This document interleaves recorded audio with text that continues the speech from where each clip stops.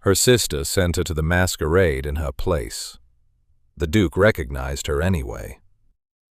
Eliza Hartwell had worn her sister's cast-offs for as long as she could remember, but she had never worn her sister's name before, and doing so felt considerably stranger than she'd expected.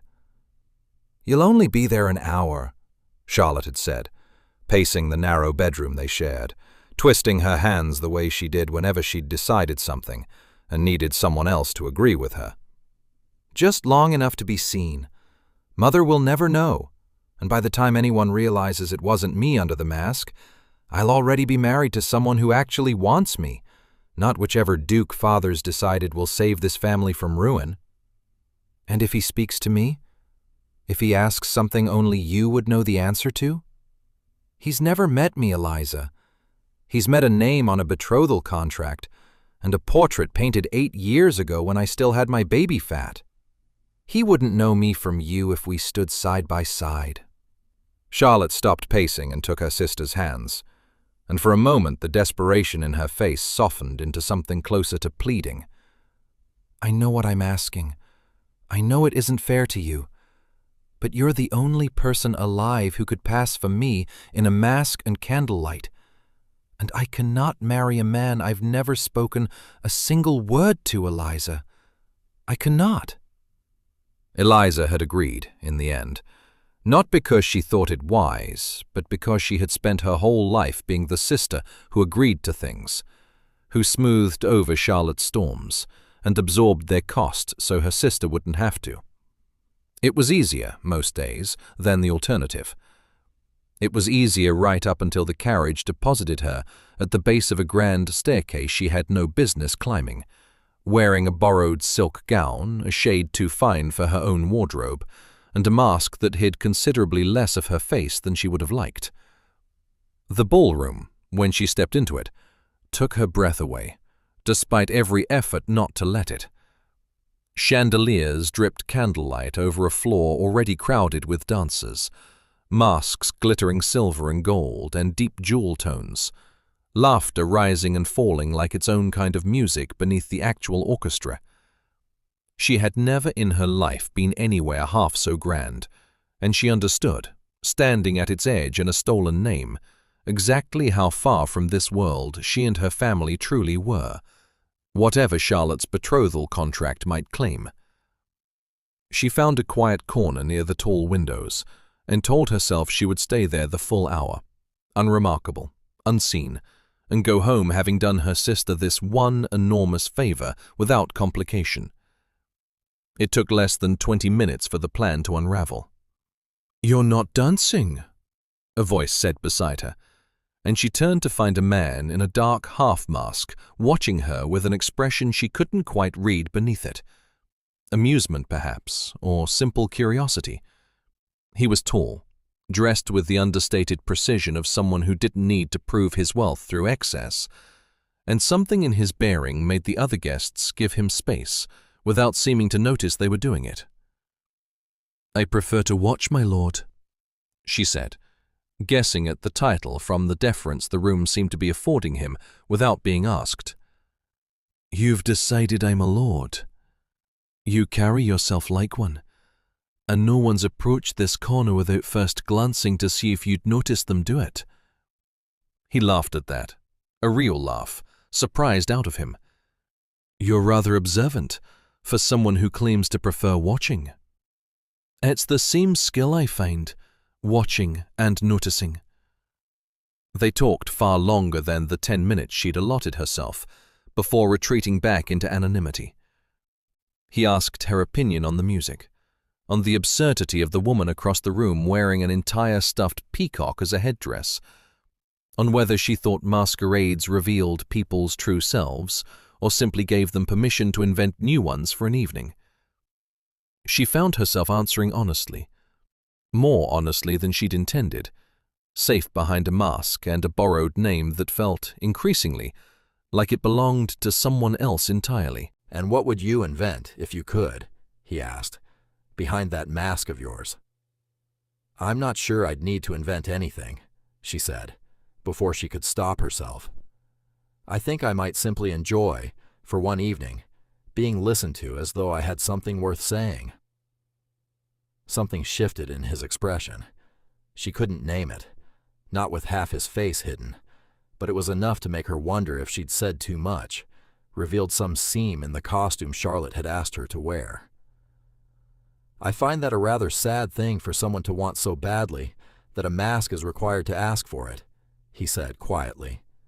She didn't have an answer for that. The orchestra shifted into a new set, and he extended his hand, and she took it before she'd properly decided to, and for the length of one dance she was, entirely and without apology, only herself, no sister's name, no borrowed gown weighing on her conscience, only the particular, dizzying pleasure of being seen by someone who had no idea what he was actually looking at. It was near midnight, and the mandatory unmasking that would end the evening, when panic finally caught up with her. She had promised Charlotte 1 hour. She had stayed nearly 4. "I must go," she said abruptly, pulling back from a conversation that had drifted, somehow, from music to books, to the particular loneliness of families who wanted things from you that had nothing to do with who you actually were. "The unmasking is in 10 minutes. "I know. I must go before it." Something in his face sharpened, curiosity edging toward concern. "You're not who you're pretending to be tonight, are you?" It wasn't quite a question. She froze, caught, every instinct telling her to deny it, and every remaining shred of honesty in her refusing to manage the lie any further. "No," she admitted, "I'm not." "Then who are you?" "Someone who has to leave before you find out," she said, and fled before he could stop her, leaving him standing alone at the edge of a ballroom with a question he had no way to answer, and, though she didn't yet know it, no intention of letting go unanswered. Charlotte's relief the next morning, hearing the evening had passed without disaster, curdled fast into something closer to alarm when the first letter arrived 3 days later, addressed not to Miss Charlotte Hartwell, but to the woman who left the Ashworth Masquerade before midnight, in a green gown, with opinions about peacocks. Sealed with a ducal crest, neither sister recognized offhand, delivered by a rider who'd been given no further instruction than to place it directly in the hands of whoever answered the door. "He knows," Charlotte breathed, reading it over Eliza's shoulder, color draining from her face. "Eliza, he knows it wasn't me."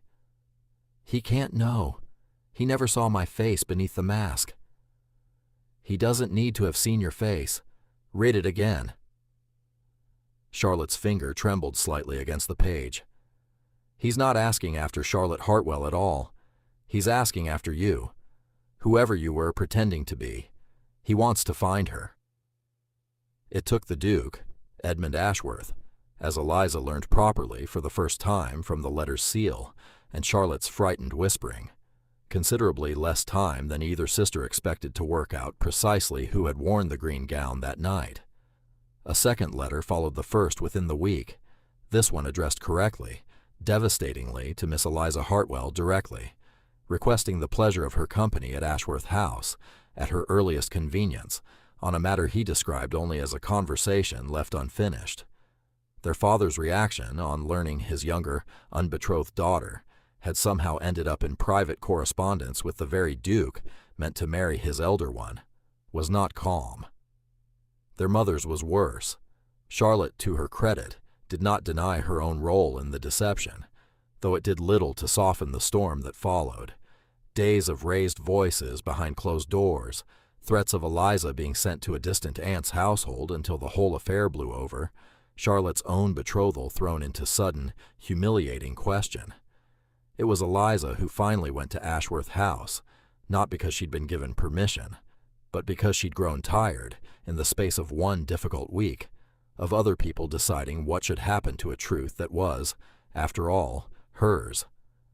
She found him in a drawing room considerably less grand than the ballroom where they'd met, no mask between them this time, and watched something settle into place on his face the moment she entered. Recognition, certainly, but something gentler beneath it too. "I wondered if you'd come yourself," he said, "or send an apology through your father instead." "I don't apologize for things I'm not sorry for, my lord." I'm sorry for the deception. I'm not sorry for the evening it's good, he said, with a directness that startled her. Because neither am I, and I've spent a week being told by everyone in my acquaintance that I ought to be furious about being made a fool of at my own masquerade. Are you? Furious? I was betrothed, on paper, to a woman I'd never spoken a single real word to in my life. I spent one evening speaking to her sister instead, and it was the first honest conversation I'd had with anyone in this house in longer than I care to admit. He crossed the room, stopping a careful, deliberate distance from her. I find I have very little fury left over for the woman who gave me that, whatever name she happened to be wearing when she did. My sister is a good woman, my lord. She only wanted— I know what she wanted. I've had a rather thorough letter from your father explaining it at length, along with several suggestions for how the situation might still be salvaged to everyone's satisfaction, provided the correct sister ends up at the altar. His mouth curved, wry. I find I have opinions about which sister that ought to be. Eliza's breath caught. My lord, you cannot mean— I mean precisely what I'm saying, though I recognize I'm saying it badly and considerably faster than good sense would advise. He took her hand, carefully, the way he had at the end of their dance weeks before, as though asking permission with the gesture itself. I don't want the woman on the betrothal contract, Miss Hartwell. I never particularly did, if I'm honest, though I hadn't the courage to say so until I met someone worth comparing her against. I want the woman who told me, behind a mask, she thought would protect her, that she wanted, for once, to be listened to. That's a very large thing to want, based on one evening. It's a very large thing to have finally found, after considerably more evenings than one spent wanting it, and never finding it at all. He held her gaze, steady, unguarded in a way she hadn't seen from him, even at his most honest beneath the mask. Tell me I'm wrong to hope, and I'll withdraw the hope entirely and trouble you no further. But I don't think I am wrong. I think you felt some measure of what I felt that night, and I think you've spent this past week as unable to stop thinking about it as I have. She didn't deny it. She found, standing in a drawing room far grander than anywhere she properly belonged, that she didn't want to. My sister's betrothal. Your sister, from what little I've gathered, wants a marriage even less than I originally did.